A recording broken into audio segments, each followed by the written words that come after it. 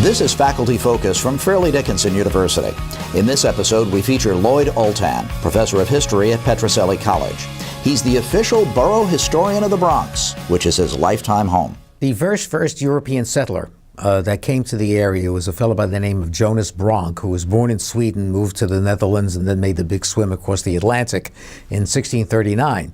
When he died in 1643 at the age of 43, there was only one thing that kept its name throughout the years, and that was Bronx's river. So it's the Bronx River. The Bronx was originally part of Westchester County, New York, and was annexed to New York City in two separate stages, 1874 and 1895.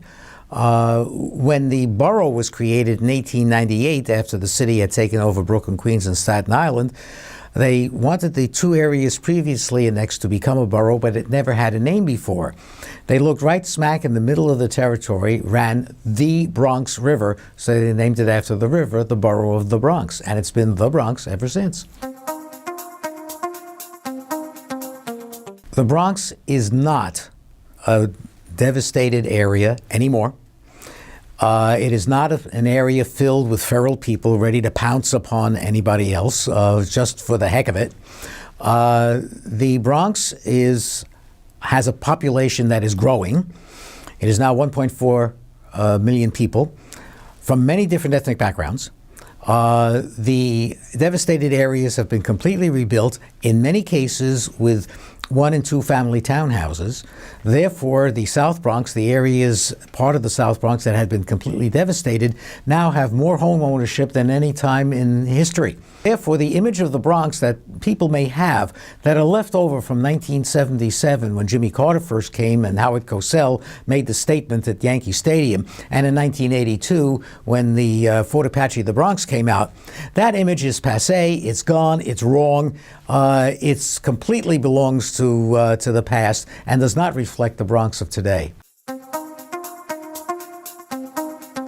The Bronx is really the history of the nation in microcosm. The Bronx produced two of the founding fathers of this nation, Lewis Morris, who had signed the Declaration of Independence, and his half-brother Gouverneur Morris, who was a principal framer of the Constitution of the United States, who, by the way, thought up the idea of the phrase, "we the people," with the words which start the Constitution of the United States. The Iron Dome of the Capitol building in Washington, D.C. was manufactured in the Bronx. Indeed, there was a family of Italian immigrants in the early 20th century that got the commission for carving the statue of Abraham Lincoln that is now in the Lincoln Memorial. Daniel Chester French designed it. They're the ones who actually did the carving, and they also installed it there. The American buffalo, the bison, was saved from extinction in the Bronx Zoo. In Montefiore Hospital, there was Dr. Seymour Furman in 1955 who was the first person to successfully insert a portable heart pacemaker in a human being. And of course, that's a process that has been going on ever since. And that's only scratches the surface. It's only the beginning. Hip-hop was actually begun in the Bronx in 1973 in 1520 Sedgwick Avenue, which is a high-rise building that overlooks the Major Deegan Expressway, when a DJ using the name Kool Herc started rhyming at the point where the vocalist stopped singing in a record and the music went on there, and he was able to manipulate the turntable that he was operating so that that break lasted longer.